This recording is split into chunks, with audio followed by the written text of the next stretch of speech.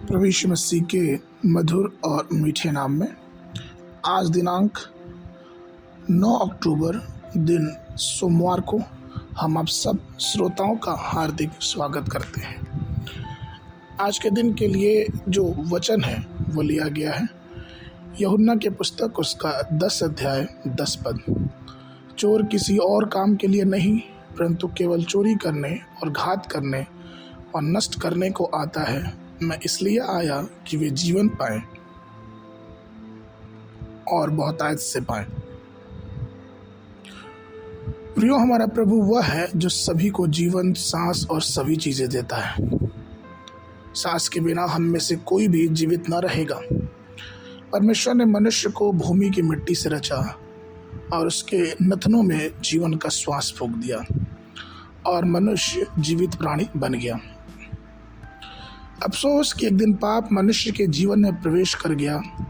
पाप इतना क्रूर है कि उसका परिणाम बहुत ही बुरा। पवित्र शास्त्र कहता है कि पाप की मजदूरी मृत्यु है। शैतान जो पाप का कारण है वो सिर्फ मारना और नष्ट करना जानता है। वो चोरी करने, घात करने और नाश करने को छोड़ और कुछ नहीं करता। एक समय की घटना है कि जब एक पुरुष को पता चला कि उसकी पत्नी उसे धोखा दे रही है, तब उसने बड़े गुस्से में आके अपनी पत्नी के चेहरे पे तेजाब फेंक दिया। उसकी पत्नी का चेहरा पूरी तरह से जल गया। वो दर्द से चिल्लाई। लोग उसको अनान फनान में लेके अस्पताल भागे, लेकिन उस तेजाब से उस स्त्री का चेहरा जल गया था। अब उसका चेहरा देखने में बहुत विकृत और घृणित लग रहा था। प्रियो, ये घटना मैंने आपको इसलिए बताई क्योंकि ठीक इसी प्रकार से पाप ने हमारे जीवन पे प्रभाव छोड़ा है। पाप के ही कारण मनुष्य अपनी दिव्य शक्ति अर्थात जो महिमा परमेश्वर ने उसे दी थी उसे खो दिया।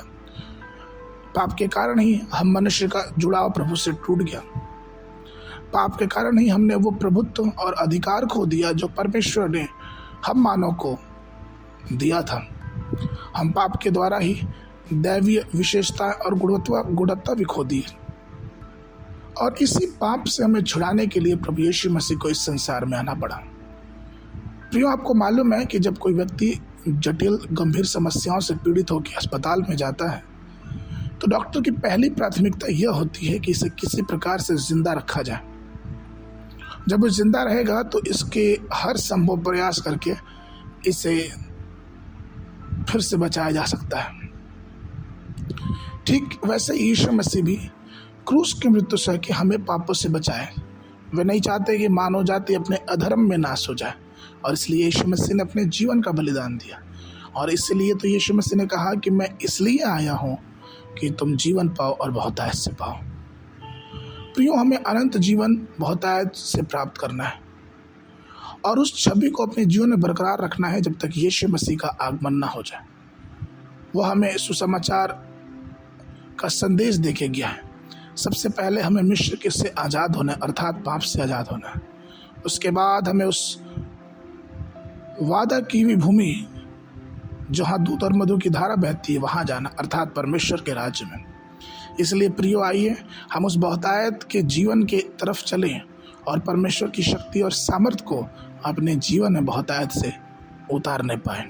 आज के मनन के लिए कुलुस्सियों की पत्री उसका पहला अध्याय 28 पद, जिसका प्रचार करके हम हर एक मनुष्य को जता देते हैं और सारे ज्ञान से हर एक मनुष्य को सिखाते हैं कि हर एक व्यक्ति को मसीह में सिद्ध करके उपस्थित करें। बाइबल अध्ययन के लिए सुबह के समय यशायाह नबी की पुस्तक उसका 32 और 33 अध्याय, शाम के समय कुलुस्सियों की पत्री उसका पहला अध्याय। परमेश्वर आप सबको आशीष देवे। आशीष।